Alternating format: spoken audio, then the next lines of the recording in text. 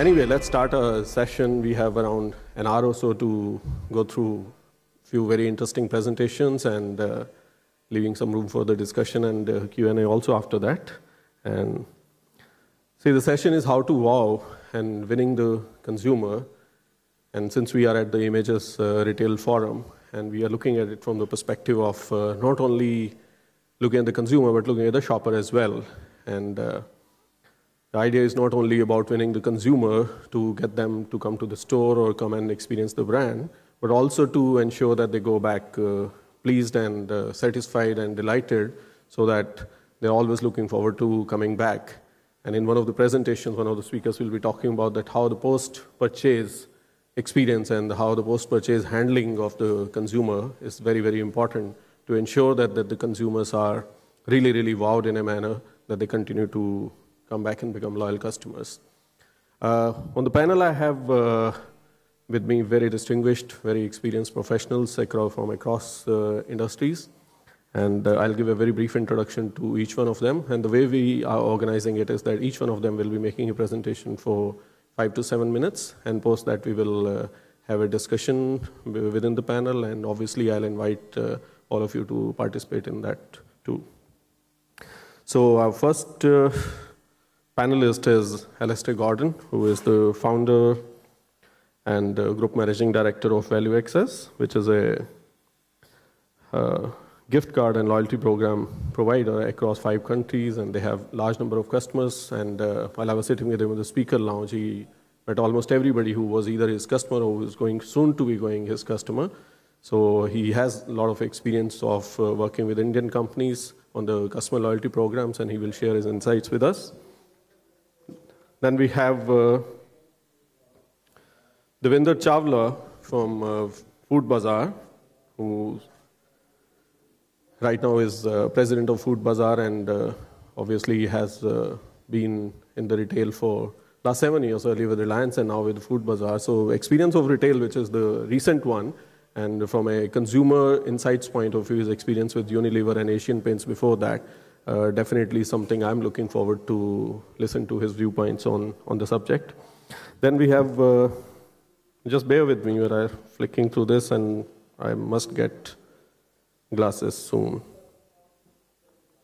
We have Sandeep Kulali from Titan, and he's, correct me Sandeep if I'm wrong, he's a lifer with Titan last 20 years and has worked across divisions and across this thing. He'll be sharing with us their experience on customer service in the Tanish store, and I'm sure many of us, at least I have, and many of you would have experienced that how wonderful the whole experience of going to a Tanish store for shopping is.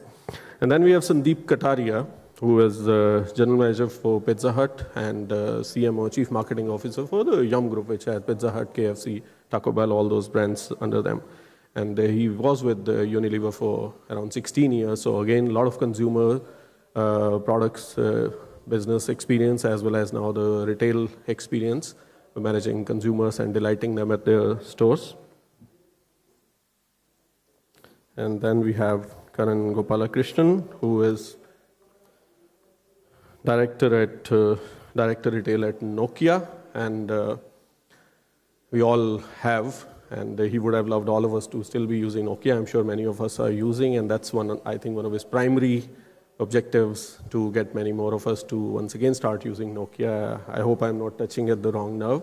And before that, he has been with Adidas for many, many years in India when they were starting up in India, and after that in Thailand, Malaysia, and Singapore for many, many years. And he has come back to India around 3 years ago and has been part of this whole organized retail boom or organized retail revolution which we are seeing in India.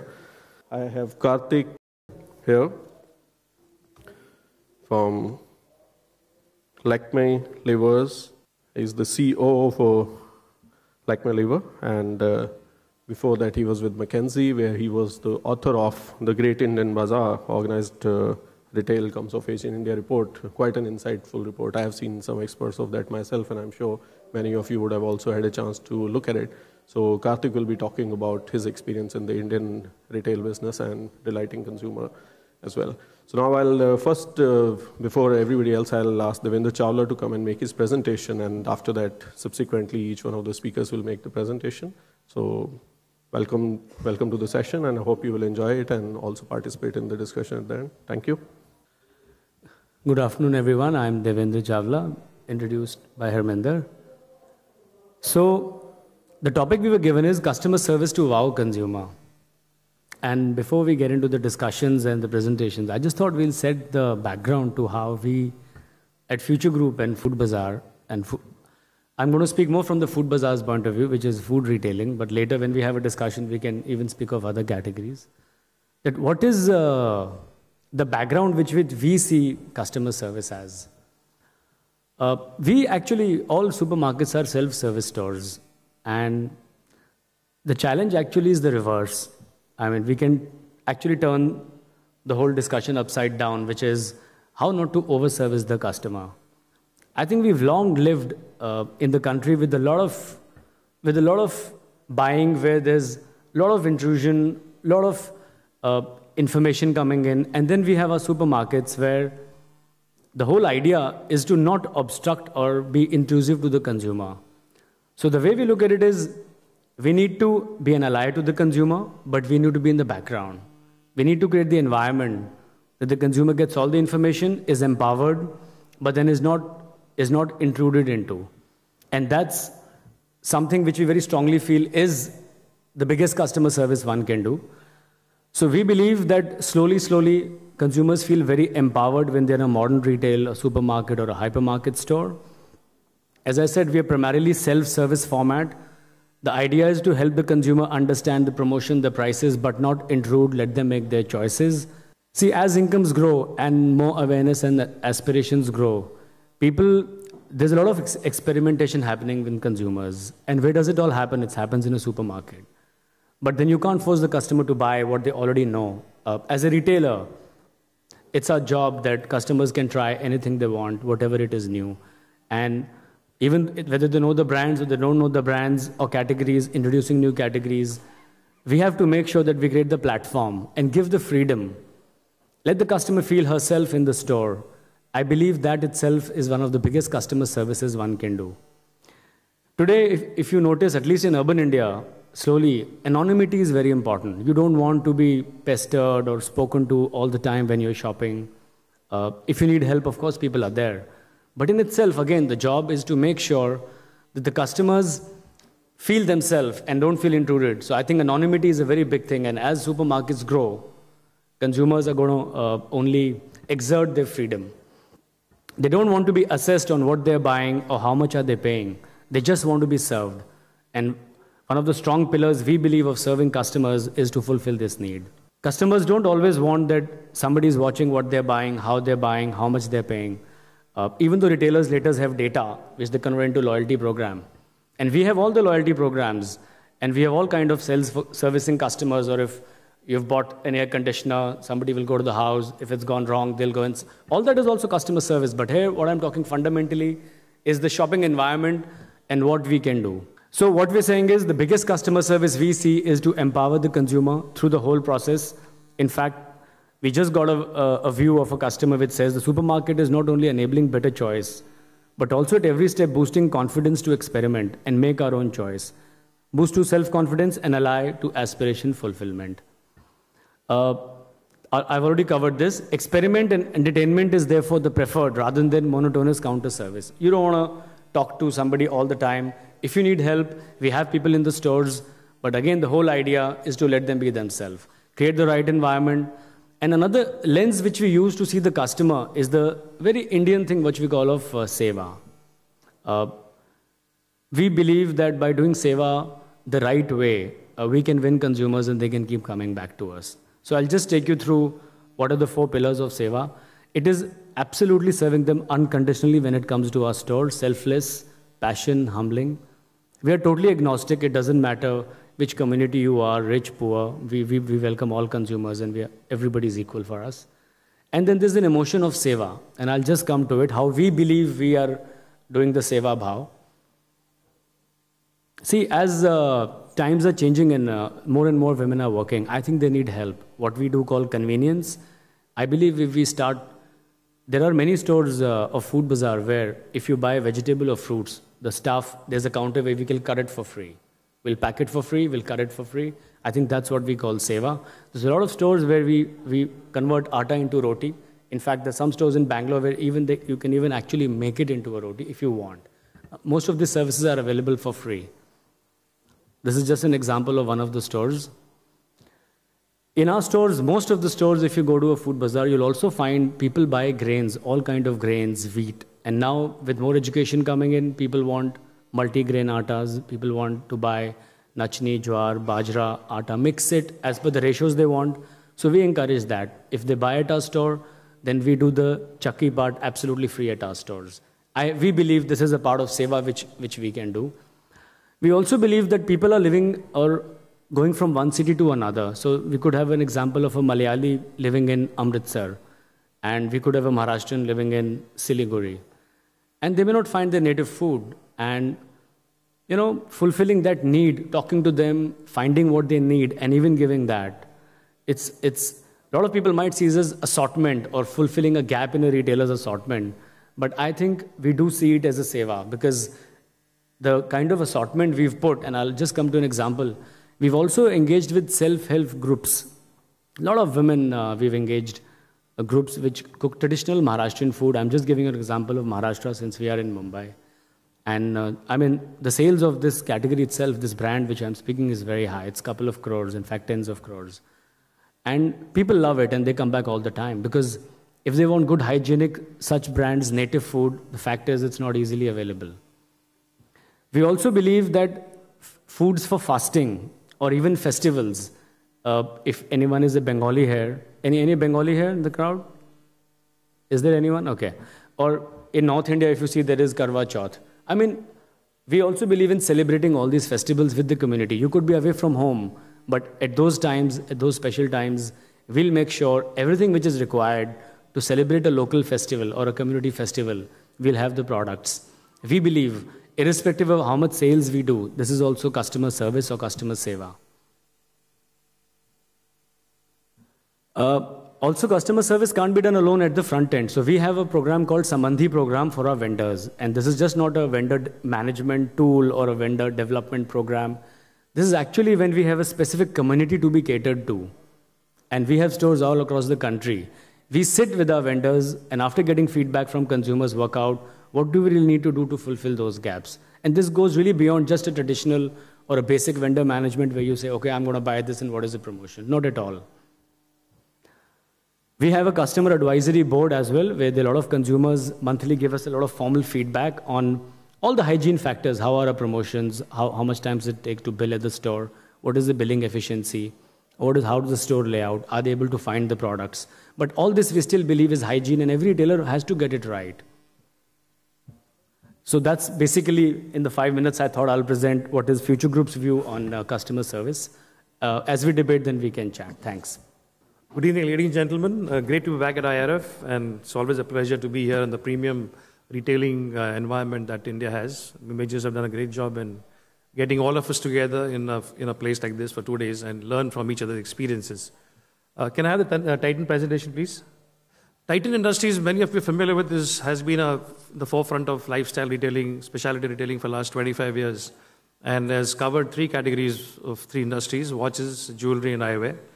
And our entire business model is around the consumer. And therefore, our entire investments, our entire approach to retail models have been around customers. And that's one of the reasons why, as a company, we strongly believe in this customer relations bit, just not beyond just talking about it, but also executing them in the stores. So I'll just cover quickly what the Tanishq experience is. It's similar across the other businesses. Background Tanishq, jewelry buying behavior is very different other categories. One thing you've noticed, jewelry buying is very, very old tradition. And the way it's been bought and sold has been very traditional, very lack of transparency is rampant in this industry. The Anuttara program, the bedrock of our relationship program with consumers, and how we go beyond a loyalty program per se, which is a point business, how we take it forward, and how is it different, and how we structure it, and how do we use Anuttara to deliver this WoW experience to consumers so that they come back to the stores because of the loyalty and because of the attachment that they have for the store. And some key themes on this engagement: the activity that we do within the store and outside, and what is the business impact of all this. Although the effort in doing these programs are not for business, but resultants typically come with better results from the consumers. Tanish, as you all know, is the largest jeweler in terms of network and one of the few modern retailers, if I may use the word, not organized and unorganized. It's a modern retailers, only corporate jeweler, 137 stores in 84 towns. A strong connect with Tatas because of trust. We brought purity into the business. And obviously is an aspirational brand for most consumers, the largest awarded jewelry brand. And we've done a lot of work with creating a category excitement in the Kundan Polki collection through Paheli and Jodha Akbar. And of course, a professional sales environment. And of course, the effort in this category is that there's a long relationship with the consumers and the seller, which is integral to this category. The main consumer buying behavior is very typical of jewelry industry, is bought during wedding seasons and for traditional occasions. Therefore, the designs are typically very traditional. You won't find any cutting-edge designs in jewelry industry. And the second part, interestingly, is that youngsters are not in tune with jewelry as a category. It's still considered very traditional, very old school. The value of safety, security are not very particular with young customers today. That's a challenge for the category. And it's a high-value category. Customers are very aware of material, especially, and because the jewelers have taught them that way, that there is more material value in it than the design aspiration and design value. Trust is obviously the key driver for this business. And of course, this business carries the second largest cash transaction in this country, which we're trying to fight. And loyalty is extremely high in this business, and jewelry has been bought from family jewelers largely, and customers know each other very well. Therefore, the jewelers believe that relationship is more important than the transparency and the trust that customers get. This Anuttara program is what we have started in 2007. We have 2 million consumers over the last 5 years, and they contribute to 55% of our business. And the mission, like we said, is not to only make it one more card in the customer's wallet, but can we go beyond it and create powerful platforms to engaging with them on personal occasions and personal times when they need it the most. It's largely a one-to-one relationship with the customers on a very personal occasion, like I mentioned, and something always give them gifts or whatever kind services which they appreciate, which they personally like. I'll share some examples with you. For example, the Bengali customers, we gave them a specially created DVD crafted by us only for the consumers, for Rabindranath Tagore. And similarly, on his birthday, we invite them to the store and cut birthday cakes and for the anniversary in the store physically. And constantly make us customer excited about being associated with Tanishq at important occasions in their lifetime. This is just the structure of our loyalty program. It's more technical, so I won't spend time on this, but it's how we keep the criteria of loyalty membership. Temporary, permanent, there are royal, super royal, and how we differentiate them more from their value of the customers delivered to the brand over the years. And what do we do for creating this wow factor? First is creating the brand ambassador. Like I mentioned, this business needs lots of trust, and therefore Tanishq started being a trustworthy brand. But how do we make sure that they stay with us? We're the only brand which takes customers every year to the factory. And they get to see how jewelry is made in a factory, because no jeweler has a factory of his own which he can showcase. The entire transparency bit of sourcing of gold, the diamond that we use, how it's used, how it's made is showcased to them. And they actually physically touch products and see how they, and therefore that's the one part of it. And post-purchase gifting during Akshaya Tritiya and Dhanteras, which are very traditional occasions for jewelry buying. We have celebrated, like you mentioned, Devendra mentioned, how we touch a regional celebration, because this business is all about communities. And therefore, regional language publication, having community associations during Diwali, Christmas, Eid, we engage with customers on those occasions. Birthday anniversaries I mentioned to you, 50th birthday, 20th anniversaries, we have special occasions for customers who bring them to the store and celebrate with their families. We've released books that are people, get information of personal nature. That's the effort of our brand, that they know which book they like to read, which movie they want to see. And during occasions, we actually give them those free books, like Sachin's book, such as Sachin's fan, we give them Sachin's book. Somebody likes a movie of a particular actor, we give them tickets to those customers. Those kind of personal offers that we give for our customers. Similarly, for Valentine's Day. And personalized communication. We address each customer by name in any of our offers. Therefore, the guy gets that personal experience. And data correction and collection is an important integral part of the loyalty program. If you don't have the right information, you can't engage with them on a personal method. And obviously, the effort of this program is to reduce the churn, because retailing has a churn. It's an integral part of retailing business. There are customers who come and customers who go. But the effort should be to engage with them and make sure they stay with us. The factory visit, just to create some example of how the customers are bought to the factory at company cost. They fly them down, they put them up in Bangalore, and they go around the factory for a day or two. And we give them gifts when they leave the store, or personalized nature. So we have a factory visit where we engage with the customers, demonstrate, educate the customers on what Tanishq is, why it's so different.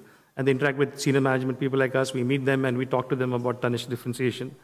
And these customers then invited the local customer meets in the locations, thereby they become the spokesperson for the brand in those markets. Just an example of some customer meets we had in the stores. We have in the stores, we have events around outside the store where we call all our loyal customers and engage with them, some entertainment, and they spend time with the brand and therefore learn more about the brand in that process. That's customer engagements. We give lovely thank you gifts, not for anything of the buying. They give them these personalized gifts created exclusively by the brand, not available in the market. So therefore, they get that personal feeling that this brand cares for them. Regional celebration, community celebration, and social causes. We have had wonderful occasions like Lori, Easter celebration, Karwa Chauth.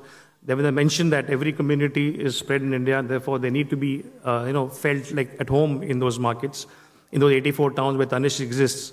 And Mother's Day, Independence Day, Eid, Teachers' Day, for example, Doctors' Day. We have got doctors to the factory, we've got teachers to the factory, and the kind of engagement that they have with the brand is immense. Those values are uncomparable, the kind of feeling they go back with when they come back to the locations. Personal milestone, I mentioned clearly to you, we have celebration in the store for the anniversary, birthdays. And like I said, many people love theater, they love movies, so we give them tickets for concerts, movies. Book release of favorite authors, we give them as gifts, and customized CDs of music and is what we give those customers of their choice that they have mentioned to us. Some of the special moments celebrated in the stores.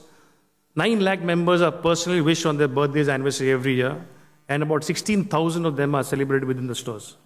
They get personal, the family comes and they share the birthday, cut a cake, and with the family, take photographs, and we hand them over to the family. And there have been very strong bonding because of this. And like I said, this is what we call a cellular approach for gifting. We try and get as much information on their personal likes and their tastes, and therefore we create those events. For example, the CD on music, Kishore Kumar Lover, we've created a special with Saregama to create a selection of Kishore Kumar songs, which is exclusive to Tanishq alone, which we give the consumers.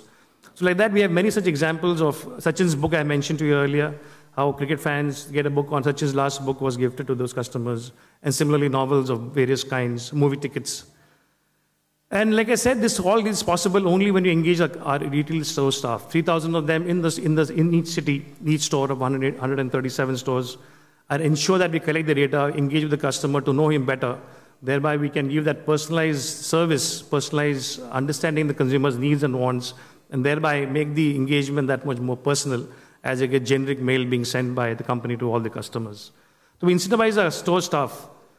Like I said, we also have engaged them to go beyond the call of duty. So we have this WoW factor, which I mentioned to you, which is the Creating Fans program. Some examples I'm just sharing with you, and which is customer order coffee with the vending machine ordered. Our store took him to a coffee cafe day to get him a coffee. There's a customer who had a breakdown of a vehicle, we changed his tire. There are cases where customers have delivered products early in the morning for the wedding function. So those kind of personal decisions are allowed to be taken by our store staff. That's how we go the extra mile, and that's what we call the Creating Fan programs. And most importantly, this book we have put together, 100 retail customer delight stories is what we have published for our store staff. There are 100 such stories where customers have gone beyond the call of duty to engage with customers, to make sure, and this is out of selflessness. There is no interest for business, but it's way of life, and we believe every RSO in the system, and not only the RSOs, these doormen to the pantry boy, they all are allowed to take such decisions, and that's how we build this connect with the consumers. And like just sharing with you, we are all into business. There are end results which are required to be shown, and some of the campaigns results are here. The specific campaign gave 60 crores sales with 19% growth, average purchase value of 1.14 lakhs, just by one of the initiatives they've done with the customers. Overall business impact, repeat customers gone up by 19%. Dormancy, which is a typical retail problem, is dropped by 10%. Multiplier effect across 137 stores. Now people are using data to get that one customer at a time engagement program so that we get more and more personal information of consumers. And we have a tracking of customer satisfaction. We have an overall experience score of 8.8, is improved from 8.6, and a WoW score. We have a WoW score which says how impressed with the customer of Tanishq, and a score is gone to 64% of consumers believe we give WoW experience in our stores. And we get 70% of emails are typically on thanking us for what we have done for those customers. Like I said, these 4,000 RFs have been awarded creating fan certificates. We have a monthly program where such stories are encouraged to share with the company, and we award them every month the best stories, the best initiatives the staff have taken.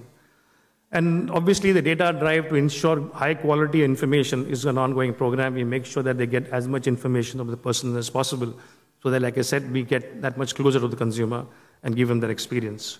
That's it about it in terms of a very short time. We thought we should spend more time on discussing and engaging with each other about what we do. But this is just what Anish has been doing for the customers. Thank you so much. Good afternoon. I'm with Nokia for the last 18 months, and prior to that, spent close to 14 years with Adidas in India and Singapore and Thailand. So I'll share a bit of experience across and not necessarily talk about only my experience at Nokia, but also share some experience of a couple of my colleagues to talk about how we can go to, and then of course the challenge really is how do you execute it on the ground in this thing. I think to win consumers, you really have to let consumers win. And I think quite often a lot of organizations are very, very internally focused in this, and really the successful examples of organizations which have done well on consumer service or customer service are the ones who who have a culture of consumer service in this thing. It's about everything that they do. The first question is, how does it help the consumer? And I think if you're able to start from there, most often I think your questions are answered much better. Unfortunately, I think it's not necessarily true with most organizations. You tend to start with, okay, what's good for the organization? And then somewhere along the way, the execution does suffer, or even with the best intent, the actual execution on the ground does suffer.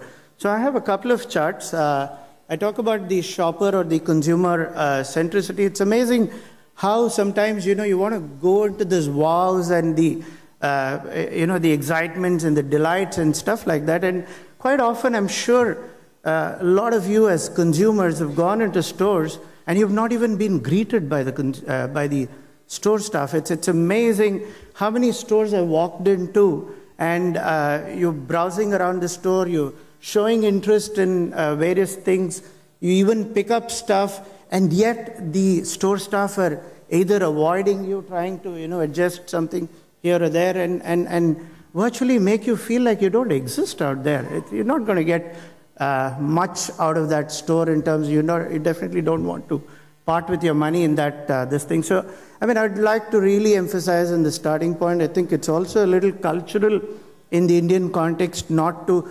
Some of the store staff genuinely think that they're probably intruding into the consumer, but I don't think I know of any consumer who's felt bad if he or she was greeted, and I think that's where it really starts. And clearly, I think consumers, you've got to manage expectations, but you do want to surprise them once in a while. What we really try to do in retail, in Nokia Retail especially, we are a full-line player. We have products from 1,000 rupees to 35,000 rupees, and we love the consumers who come to our stores and shop every 3 months, but unfortunately not all consumers can get to or afford to do that. So we're trying to constantly get consumers into the store more frequently, which means how can you be really a one-stop shop, providing multiple things that go with the ecosystem. So if you're selling a device, how do you sell some accessories like covers or headsets, or how do you sell some operator data plans, and how do you sell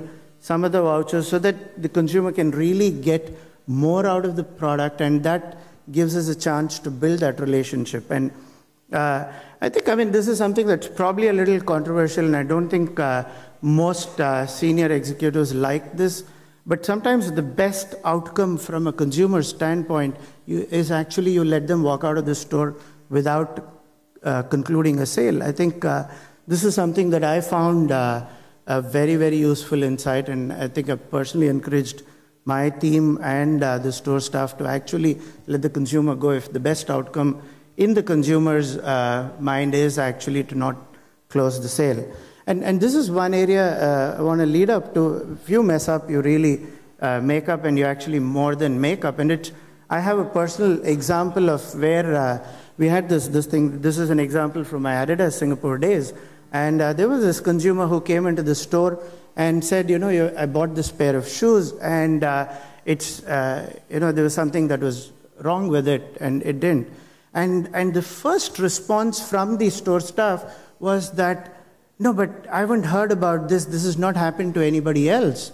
And luckily, I was there in the store. I spent almost an hour each day for about 5 years continuously just to see what's happening on the ground. And then I stepped in and I said, look, I'm really sorry that this has happened to you. Because and yes, it's not happened to us, but if it's happened to you, I'm sorry about it, and what can we do about it? And it's amazing when the consumer has had a bad experience. I'm a kind of a consumer. If I had a bad experience, normally I don't go back to the store and tell them what's wrong. And I try to take my own decisions and probably move on. So for me, I think a consumer who comes back to complain or give you feedback about something that went wrong, I think you should virtually, fall down at their feet and thank them for that, because they've really taken that extra effort and they deserve something more. And we were able to recover that consumer. And lo and behold, this consumer kept coming back to the store every new launch. He was there at the store, and it was amazing, to the extent that we know some of those personal consumers like that. And from having a bad experience, he went on to become a fan and continue to buy more and more. And really, I think we're all looking at that lifetime value of a consumer. We all know that getting new consumers is a lot more expensive. You must have, of course, a few new consumers at any point in time, but retaining your consumers is great common sense. Clearly, all this, we can sit here and make presentations about how well we do things, what our strategy is, but at the end of the day, for a lot of consumers, the only point of contact between the brand and the consumer is at the store. So quite often, and especially in economies like ours, where retailing is a very, very nascent stage, I would still consider that we are at a very nascent stage. And when you have franchisees and you have employees working for franchisees and you have the high turnaround in retail, and it's hard work. It's hard work at retail. I think we all have much pleasure jobs sitting in offices, even if we do longer hours. At retail, it's much longer hours, and you have to put up with all kinds of consumers with all kinds of moods. And I think it's really important that you value that store staff at the point of retail who's managing and who's really representing your brand. And this is where I believe, apart from whatever education and stuff like that, there are some store staff who have consumer service in their blood. And I think if you're able to get them to come and work for you, you're at a starting point. Everything else can be learned. I think the innate consumer service is something that you do, and we've had some successes in Nokia, in my previous job in Adidas. And what we are, of course, at this point in time is to try and look at each and every consumer as an individual consumer and have those conversations. As I said, we have some consumers who are probably much more knowledgeable and much more techie than some of our store staff. And how do you have that conversation? So it's a tough job. It's not easy, but we're looking at finding those store staff who have that ability to go better. And clearly, consumers who have that, the store staff who have that attitude of consumer service, I think there are a few of them. I think if you manage to get them, hold on to them to dear life. And here I want to close my part with an example of some outstanding service. I wish it was an example from my company, but a colleague of mine checked into a hotel on a Thursday night, and he had a presentation on Saturday morning, and suddenly he realizes that one of his buttons is missing from his jacket, and as he was checking in, he told this guy at the check-in counter in the hotel, look, I have a problem here. I only have 3 buttons. The 4th one, I don't know where it's gone. And this guy said, okay, don't bother, just leave the jacket with me. And Friday evening, he, of course, gets his jacket back with all the buttons intact. What had happened behind the scenes is that they figured out what the brand was. My colleague was checking into the hotel in Chennai, this brand didn't have a store in Chennai. Actually, they called up the store in Delhi, and they found a button. They used their contacts, flew the button from Delhi to Chennai, stitched out the buttons, and actually not just stitched that one button, they stitched all the buttons so that it doesn't happen again. I mean, that's outstanding service. I don't want to name my colleague. I definitely want to name this person. His name was Gurpreet, and Gurpreet is like a bit of a legend within the team. That's the kind of examples that I want, and I really wish he was working for us, and I think it would be great to have store staff like that. And I think those are the ones that create these wow experiences for consumers, and that's what we're striving to do. With that, I'll close. Thanks. So what I'm going to talk about is Pizza Hut today. I do look after the 3 brands as a marketing officer, but I'm going to focus today on Pizza Hut. Ira, first of all, thank you very much for inviting me and letting me speak here. I love coming back. This is my 4th time back here. Always come back, pick up some nuggets, speak a little bit, but more importantly, gain a lot when I go back. So thank you, organizers, for the opportunity. Why am I going to speak about Pizza Hut more than the others is because of this. Pizza Hut is, for the 7th year running, voted as the most trusted food service brand in the brand equity research, which happens every year. Yeah, this is an award which is actually, since it started in 2005, pretty much been owned by Pizza Hut. And we believe what brings this, makes this happen is, yes, of course, our great food. We do believe we make the best pizzas in the country, but also the fact that we bring to the consumers a service which allows us to be trustworthy for them. And that's what really I want to talk about. The belief comes from that customers actually always have an experience whenever they deal with your firm, whether we want them to or not. Instead of letting this experience be a random experience with them, getting some bits and pieces from each of your touch points, it's important that we actually actively manage it. And if we can systematically craft and then deliver a great experience to our consumers, we differentiate our brand, and sometimes differentiate in such a way with the service that even if the product itself might be not differentiated with other customers, the service takes you forward. And I believe this actually happens in 3 parts. To provide them experience which are distinctive and memorable, therefore which allow them to come back again and again, we must think of this in 3 stages. I borrow from Lou Carbon. If anybody has read his book, he's a real specialist in experience management of customers. And this is his model, which is perception. Consumers perceive, they interact, and they recollect. If you can manage actually each part of the 3 stages, then you're in real business, and you drive what we call the comebackability of your restaurant. Allows you to come back to the store. So how do we do this? We bring it down to what is our mantra, which is customer mania, and we measure this under these 6 heads. We believe all 6 of these actually go into making it a full experience. So it is not just food, it is a lot about cleanliness, the first cues which you pick up. It's about hospitality, of course. It is about accuracy. When I order something, when I'm looking for something, do I get exactly that? It's about maintenance and what am I really doing for the stores over time. It's, of course, as I said, product. And then in a restaurant business, about speed of service.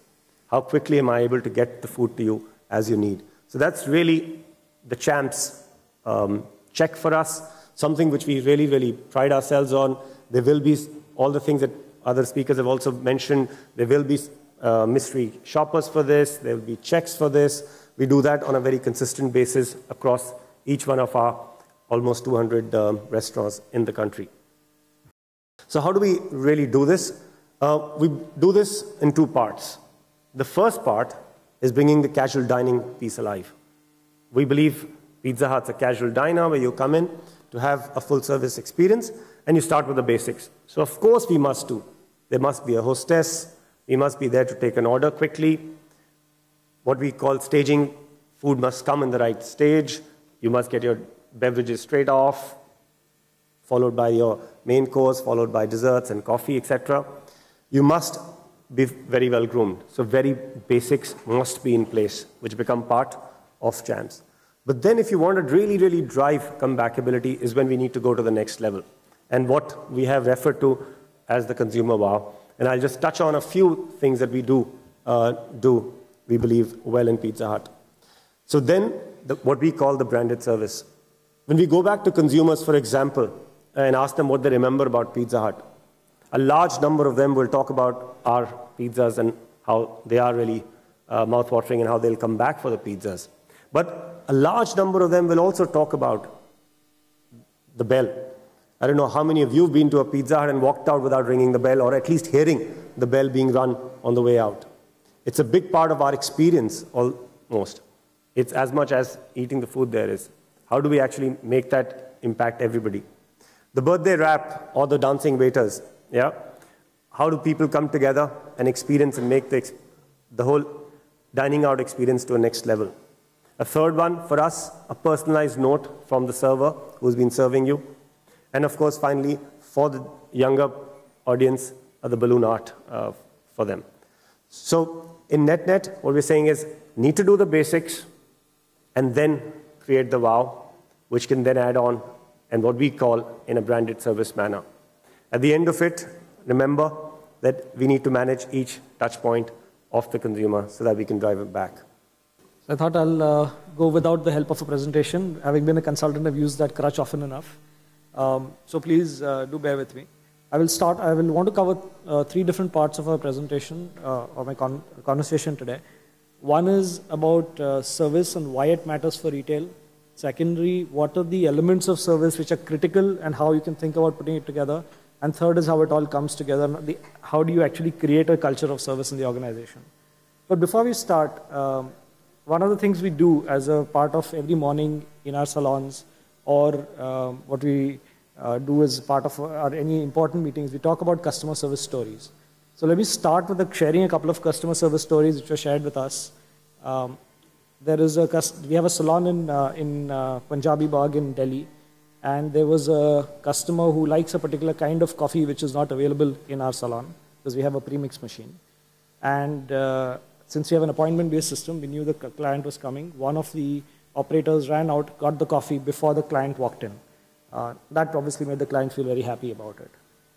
We had another, we do a lot of bridal makeups, get brides ready for the wedding. Last year we prepared about 25,000 brides for the wedding day. In one such occasion in Chennai, the bride realized that her shoes don't go with her lehenga. And that can be quite traumatic. Anyway, brides can be very emotional. And so what one of the operators or one of the makeup artists who lived close by, she said, I have a pair of gold chappals which may fit you, ran home, got them, and she actually wore those for the wedding. I'll also share a third experience. Typically, we don't do services at home, but I got a call from one of our stores in Delhi and said, we have a client. She's come to us only a couple of times before, but she's been very happy with our service. She's currently in hospital, and she wanted us to come there to do the service. Can we go? Experience what the store looks like, feels like. However, that's not too difficult to copy. Your latest store may be very snazzy and use all the latest materials and technology, but your competitor's latest store will match that, and your oldest store will never be able to keep up. The second one is range, the product range that you keep. Obviously, it's a big benefit for big box retailers. For small box like us, range is, again, while we can offer the widest range of services, it is easy to duplicate. Third thing you can be famous for is convenience. So you can be close to where the customer is. You can be in the malls that the customer goes to. You could be providing home delivery and all kinds of other convenient offers. Again, not too difficult to replicate.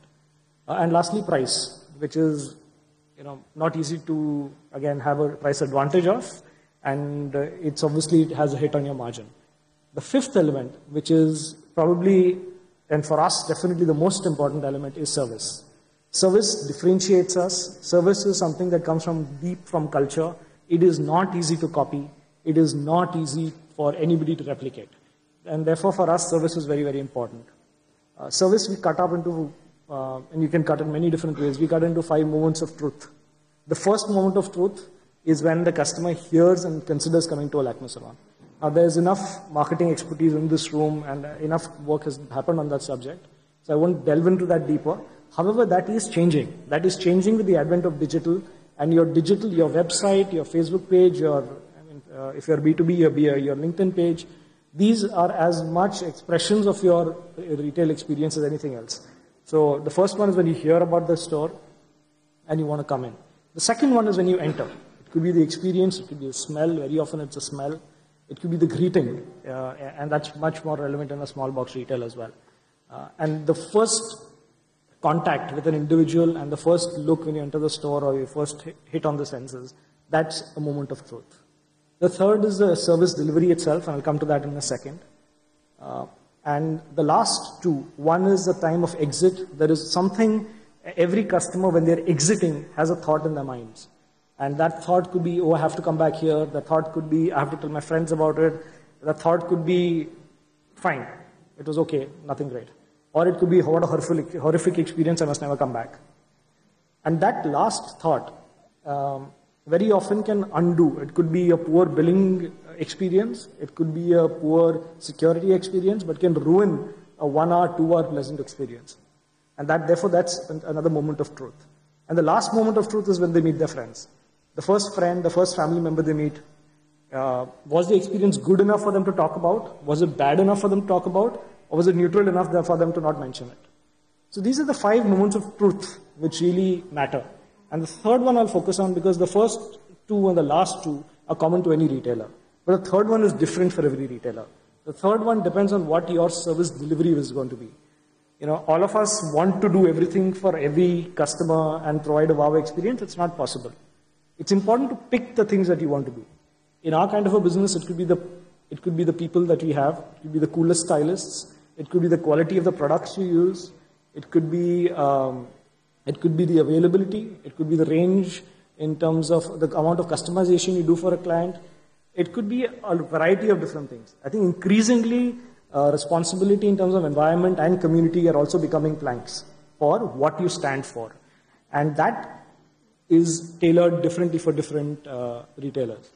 But I think it's very, very important to be clear as to what you want to be, and even more important as to what you not want to be.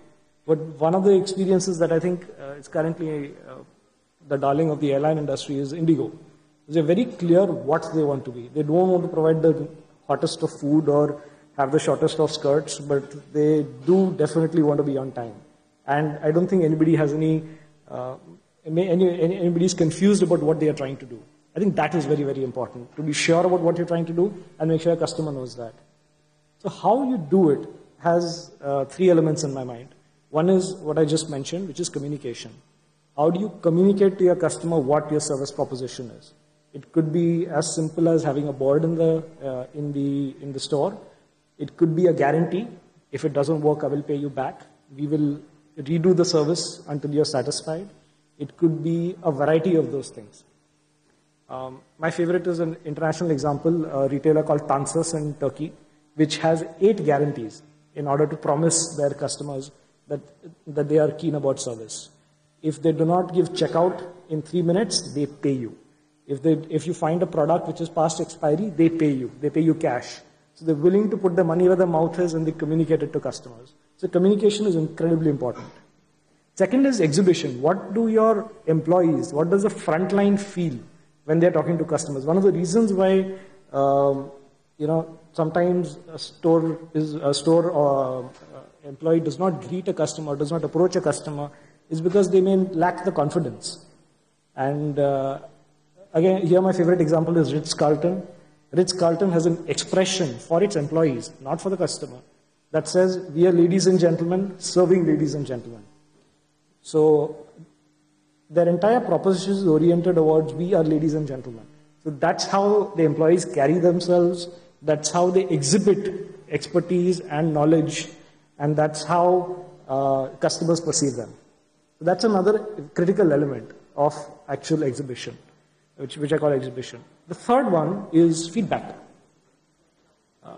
Things are never perfect. There will be the odd customer, hopefully a small percentage of customers, who will be unhappy with your service. How easy is it for them to connect with you? Is it very difficult for them to find your website, your phone number, or is it so easy? It's on the bill, it's on your website, it's the first thing that comes up in Google, it's in the storefront, simply call if you have any feedback. So to capture as much feedback as possible and make sure that you have an opportunity to give a second, and you get a second chance from that customer.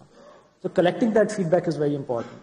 And secondly, even if you don't collect the feedback, very often the customers had a good experience, but nothing spectacular that they will come back. And those are the customers you have to give a reason for them to come back. And that could be an event. For us, we do a lot of events to bring our existing customers back into stores. It could be a callback. We missed you. For some of the larger retailers, it could be a promotion, it could be a campaign, but you must give your existing customers a reason to come back. Because sometimes they may not have walked away with a wow experience, they may walked away with an okay experience. Because we'd love to give wow to everybody, but it may not always be possible.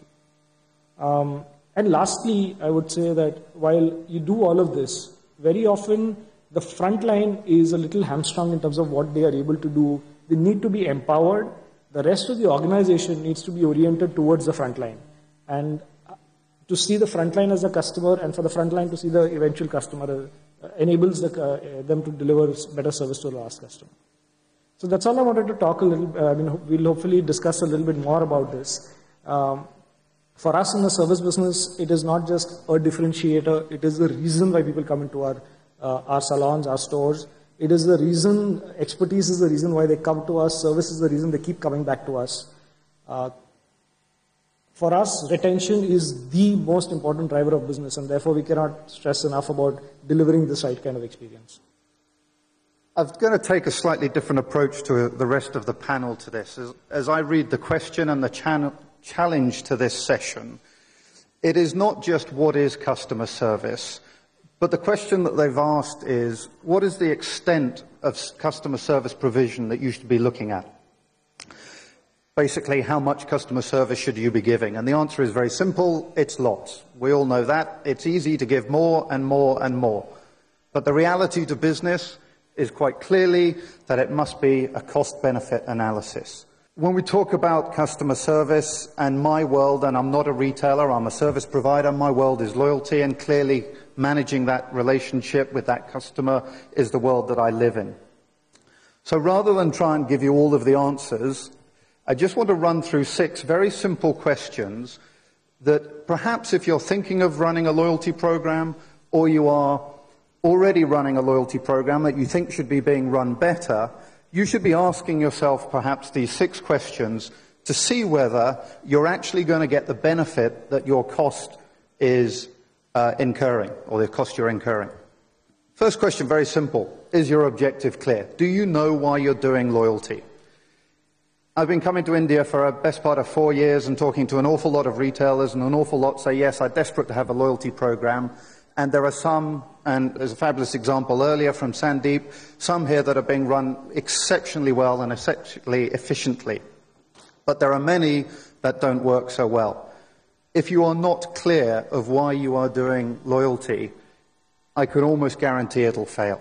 And loyalty is about revenue, and it is about incremental revenue. And it is all of the drivers that you live and breathe as retailers. Increased frequency, ABV, and acquiring new customers. If your loyalty program isn't delivering any of that, your objective isn't clear, and chances are you'll fail, you'll incur cost, and pretty little benefit.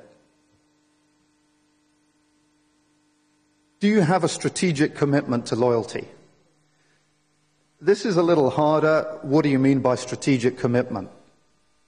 The first one is meaningless. Everybody says it, but do you really mean it, and can you really deliver it?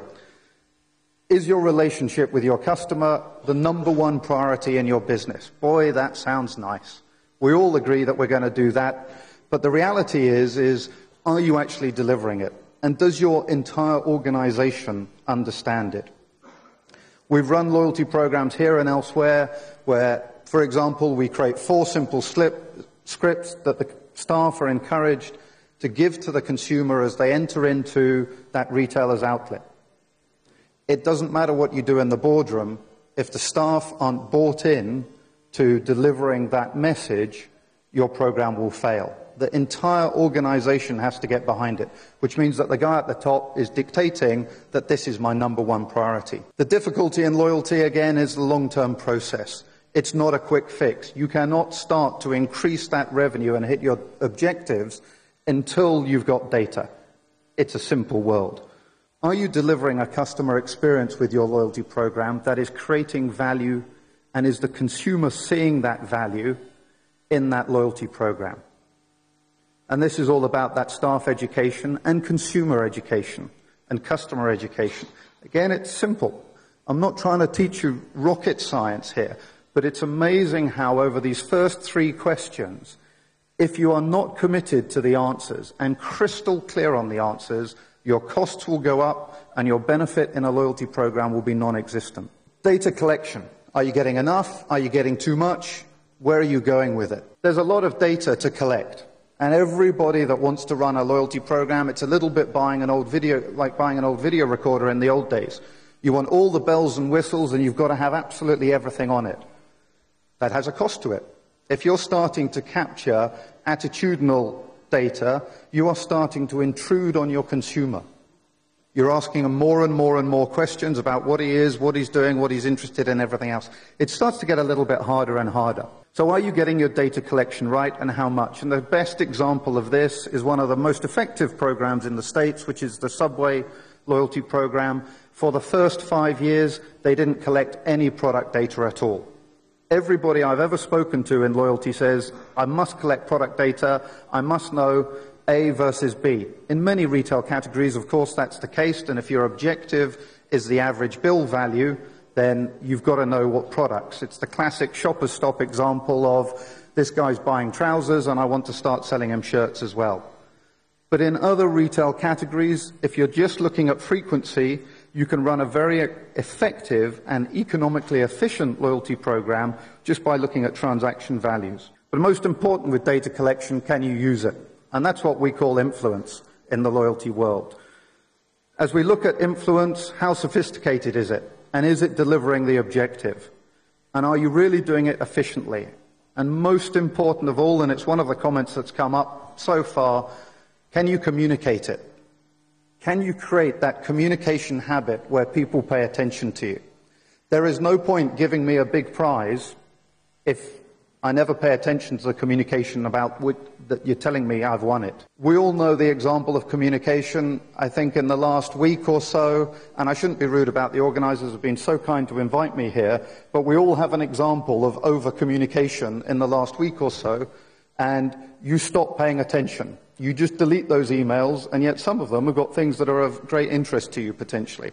But you've broken the habit. One simple tip: don't communicate unless you're communicating value. And as we've all experienced this last week, less is more. Very simple, very quick presentation. All I wanted to do is just challenge a little bit. Customer service, it's easy to stand here and say, do more, do more, do more. And it's relatively comfortable to have fabulous, unique examples where people have done something quite staggering. But just don't forget, at the end of the day, what can you afford? Don't go too far if you can't afford it. That's what we're all in business for, clearly.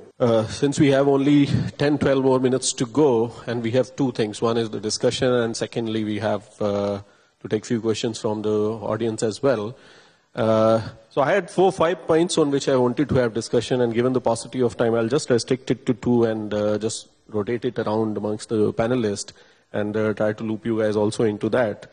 Sandeep, I had, in terms of your depth of customer loyalty program, that's what I found very intriguing, that how you are taking it from one level where people generally are trying to capture what the customer is doing in the store, how frequently they are coming, what they are purchasing, and how much you can influence. But you've gone beyond building this relationship. But all this, definitely, there is a cost to it. That how do you go about doing? How do you look at it? Because in the organized retail area, definitely that's a big challenge, that nobody seems to be making money, and you seem to be spending money on, just because you sell gold doesn't mean that you have too much money, or what else? No, it's, like I said, it's all about the investment in consumers. See, there is, like I mentioned the last slide, I mentioned the returns in terms of each of the initiatives. But like I said, that factory visit, for example, now there is no intent to sell to those consumers who come to the factory. But we know that they go back and they buy. And there are data to establish that the people who have come back from their factory visit, or we have done events for those consumers, they've come and bought back. And we have a very evolved information system.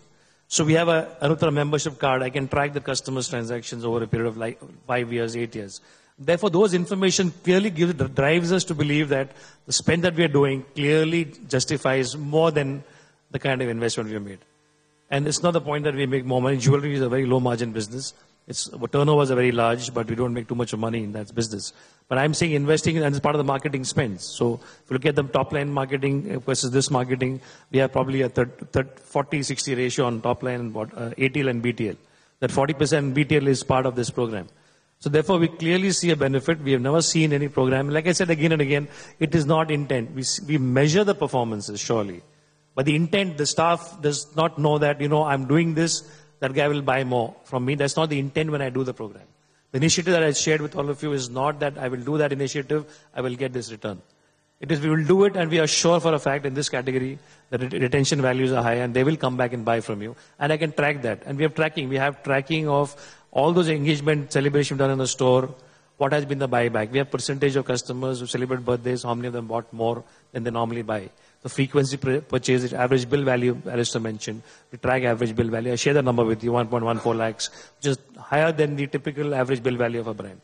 So there are enough measures and factors to establish metrics to prove that these marketing investments are profitable. And like he mentioned, Alistair mentioned, that we are a long-term game. Right from primary onwards, we believe that you invest in customer, they'll pay you back. And like all our businesses, like watches or jewelry, we have never invested in the middlemen.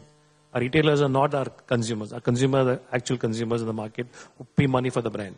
And we invest in that, we get the returns automatically. So we're clear about it. The numbers clearly add up towards in favor of investing in consumers over a long period of time. Oh, excellent. So great emotional connect, but based on very strong commercial, financial foundation. And I think that's how the return on investment, you are able to measure that. Jeweler complaining low margin, and we all are suspecting that he doesn't want us to get into jewelry business, but you sell food, which all of us know is a very, very low margin business, and you are here offering free service, putting money into technology like grinding masalas for them and chakkis for atta. How, and everybody is worried about the few square footage extra space being given here and there, and you're putting all these machines out there and doing things for people, free chapatis. Does it really pay back? Absolutely. And we don't see it as a cost in the sense you do have around 200 people in a store. And if you dedicate smartly a couple of people to do the seva bhav, which I mentioned about grinding the wheat or chopping of vegetables, the fact is consumers who are short on time or who look for convenience, they will definitely come back 100% and this paybacks. And again, we haven't done an ROI or any maths on it on how much is the return, because the whole feeling is the whole attitude of the organization to do this service for the customer. I think the lifetime value most definitely, I would suspect, is in case of jewelry, while it may on few transactions and frequency would be over a few years, but the lifetime value of your consumer is far more higher if you have to put those numbers together. Even I haven't done that, but I'm sure we certainly spend more on food than on jewelry in our lifetime. See, I'll also add, Harmat, there. See, we're going through a big transition in the country from buying from a very small store, you're coming into a very large store. You end up spending a lot of more time. More and more women are working. They do need these services. For us, services, one can say that retailer services, as I mentioned, is if your air condition has gone bad, how much time does it take? How much is the billing efficiency or time? All that are standards, and not that they're not important.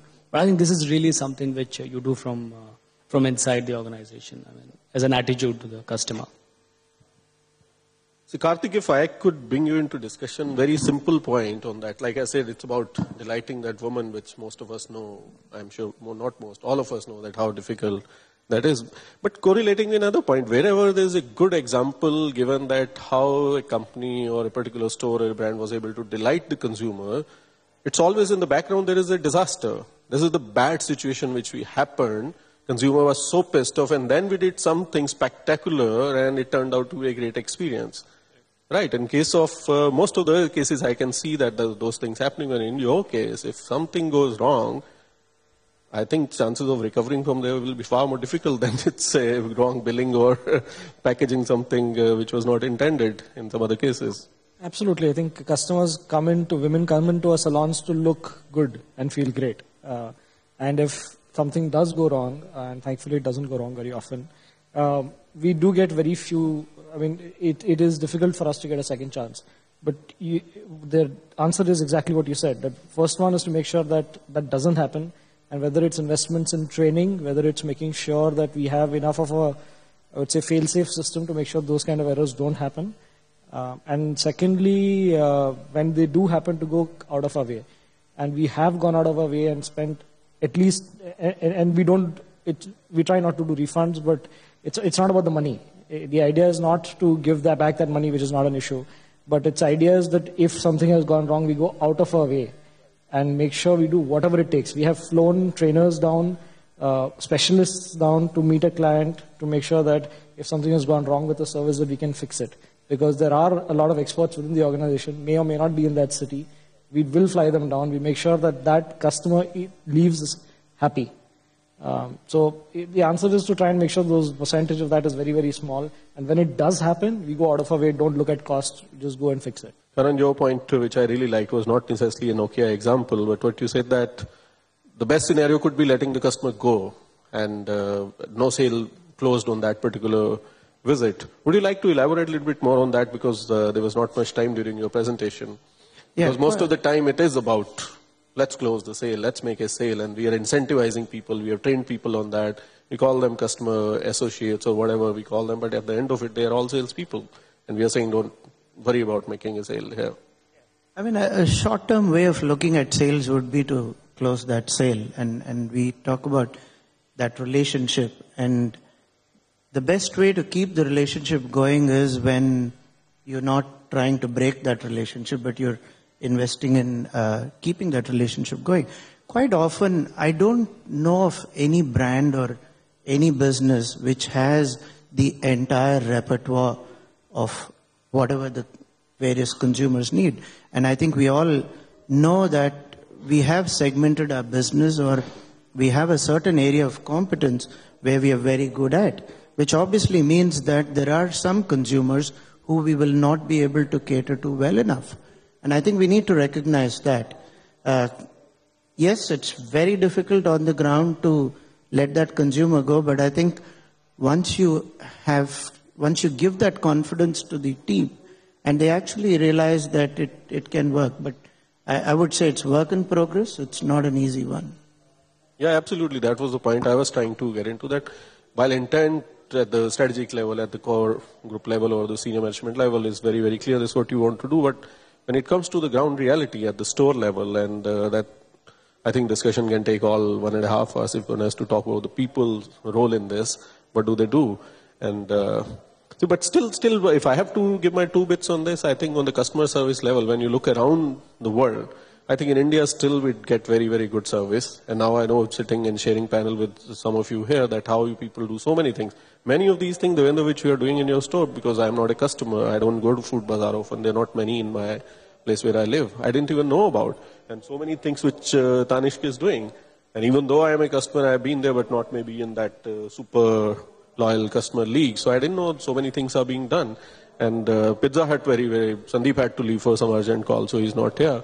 But Pizza Hut is something which we all experience, but now it seems comprehensively people are. When I started thinking about this panel discussion, even I was not very aware of all what is being done. So from that point of view, it's been very, very insightful and very, very gainful session for me personally. And I hope you as audience also have enjoyed the discussion. And if there are any questions, we can take maybe 3 questions in the last few minutes which are left now. My question to all is, the kind of loyalty program that we see in India, they are more, this is my personal opinion, they are more of, entrapping the customers and not letting them derive the real value out of it. So my question is, if we really want to bring back the customers in, what real value are the Indian retailers giving to the consumers in terms of bringing them back to their store? The consumers, see, there's one, the value is not price. Okay, first of all, if many people think that, I get a better, some rupees paisa from that transaction is what will buy the customer back, unfortunately, not the case. If you see in the current environment where you have 70% off, 60% off, and many colleagues of ours would accept the fact that customers are not going to buy into prices anymore. There's something beyond price that customers are willing to look at. And that's one example that I can share with our personal effort, is that there are certain things which are beyond price alone. The whole acknowledgement bit, the value that he gets, the personalized effort, that's how the brands are created. Typically, if you look at the brand market, shirts or mobile phones, cost price is nothing. There's no cost. The costs are very low. The value addition is the brand value addition. In some cases, only the brand premium. But on a product level, they're not differentiated too much, except technology products. So why does some people buy A brand more than the other brand? It's more expensive. There obviously are some matters consumers like or appreciate about the brand, with which they want to pay that extra money. And that is what the value creation is process about. Like I mentioned to you, in our effort of engaging the customer on a personal level, if I am buying from a brand and if I get a personal relationship, a personal input from the brand, which is like on my anniversary, on my birthday or something, I get something which is personal to me, that is invaluable. He is not put any value to that. You can't put any price to that. So these are reasons why consumers also buy. All of us consumers, you've seen many times you buy into a brand, into a retail store, not purely on the merchandise. Merchandise available everywhere else. Not differentiated at all. But something that the brand does, the store does, that makes you pull back into the brand. And those value additions are what we shared with our examples of. Those are important aspects consumers like to relate to the brand. And that's why they pay the premium. By that logic, you shouldn't be selling any premium brand in the country today. But even Indian consumers believe that the relationship, those value additions in terms of that personalized effort is an important aspect to which customers are willing to pay a price for. So I think it's a value, understand the consumer what is value for him, and delivering that value is equally important in retail environment. And that's my view. Thank you. So I'm Pramod here. Whenever we are giving a personalized service to the customer, the next time the customer will not treat it as a delighter. So the customer will treat it as something he's expecting that. And next time he will expect more than whatever he got last time. So how will you tackle this kind of difficult situations? Who would you like this question to be answered? Because everybody is. I think you're right in the sense that the minute you start promising, if you say I'll give you 10% discount, that 10% discount becomes a part and parcel of what the expectations is, and then you have to go and deliver over and above expectations. So the honest answer is that there is no end on this. As you do more, there will be more, the expectations will go up and you will have to deliver more. What you can do, what we try to do is to do different things each time. Because you may, what you do with each customer can be very different. A customer in our case, for example, some customers like a long, elaborate service, others are in a hurry to get out. So you can personalize what you do for each customer, and yes, next time that expectation may have changed, and then you'll have to do a little bit more. But I think what's important is not to build a lot of promises into the loyalty program so that you can give positive surprises. I think that's very well. In fact, I'll refer to my discussion in one of the very first retail conferences we ever had. And my dear friend, late Raghu Pillai, he had this point which he made. I was very young to the industry at that point, or he was running retail business for a very long time even then. And that's why he said that he has to be very careful about what all promises he makes to the consumer, but at the same time he's never holding back what he can deliver to the consumer. So the difference is between the promise and delivery, because if you have promised something and made a lot of noise about it, and then you still delivered it, you're absolutely right, next time they want more. But you promise very little, or you promise very specifically this is what we'll do, but you are ready to deliver far more than what it is due to them legitimately or what has been promised. I think that's the way to manage it, and it all will be a very fine balance which one has to strike. But most of the presentation, the way it's being said, it's a matter of intent, it's the attitude of the people there, and it's at the senior management level, what is the DNA of the organization. And I think these challenges will continuously be there, but as long as intent is clear, I think things do play out. General consumers are very reasonable. I think they have fairly sensible expectations, and I think the fact is that you delight them once in a while. I don't think they expect to be delighted every time. Yes, but if you're making a promise of delighting them each time and doing one up from the past, then. But I think most transactions are fairly, a managed expectation where your promise is pretty clear to the consumer, and the consumer just expects that. I also think that actually the two questions are very similar. In so much as, yes, you are promising typically in a loyalty program financial rewards. One of the key expressions for us in loyalty is surprise and delight. And one of the emotions in loyalty is not just money, it's also about status. And you can achieve a status delight at much, much less cost than you can a 10% off, 15% off. A very quick example of a program that we run at home in Hong Kong, where you go to the coffee shop, you keep going to the coffee shop, you're just happily buying your coffee every morning, and unbeknownst to you in the background, there is a program running, and on the 10th time you come into that coffee shop, up on the point of sale screen, it just says to the staff, give Alistair a free piece of cake. And they immediately turn to you and say, Alistair, lovely to see you today. Would you like a free piece of cake? Now, for us in Hong Kong, we're the most impatient people in the world, as you've probably guessed. You know, if you're paying $36 Hong Kong for a cup of coffee, you're not the cheapest guy in the world. That piece of cake probably isn't very expensive, but you tell everybody about how well you were treated by Pacific Coffee. Classic surprise and delight. It happens on the 20th and the 30th coffee as well. And you don't know, you're not counting. So surprise and delight is very, very important, and it's the same answer to the first question, emotion. You're really trying to play on emotions, and status is a huge one in Asia, as we know. Hi, my name is Sachin. I'm representing EMEA. We are leaders in loyalty management services. My question is to Mr. Kannan. Unlike Tanishq or Pizza Hut or Lakme, the kind of product you deal with, the mobile handsets, knowing the fact, specific to Indian market, that the product is sold from unorganized sectors or the outlets where you or your brand is not representing directly with the customer. Here they have direct touch point, direct contact with the end consumer. In this case, how do you ensure that this brand service related commitment are delivered to the customer? I have been a Nokia consumer until now, until recently, and used high-end phones also, but I assume Nokia even doesn't know who am I. How does Nokia deliver the service level to me? Yeah, I mean, Nokia has a very, very wide distribution. We service about 200,000 outlets. We sell millions of phones each month. So it's definitely, yes, a very challenging one. But at the same time, I think we have a lot of elements into this. So we have care in almost every place where we go in terms of when we have a problem. When it comes to, I think, loyalty, yeah, we don't necessarily go out of the way to have a loyalty program in the multi-brand stores, but most of our retailers have a way of connecting with most of their consumers. And this is true about even the multi-brand consumers. I'm not just talking about the 700 odd stores where we have the single brand exclusive Nokia stores, but I have some examples of some of our multi-brand partners who do a fantastic job of customer service with their consumers, and to the extent that even if the other store has a better range or willing to offer a better price, there are some consumers who go back to the same store. And so that's the way we do it. It's obviously a challenge to handle loyalty when you're selling millions of phones, but we do have a network of partners who are able to handle that. Does that answer your question, or were you looking for something else? Thanks.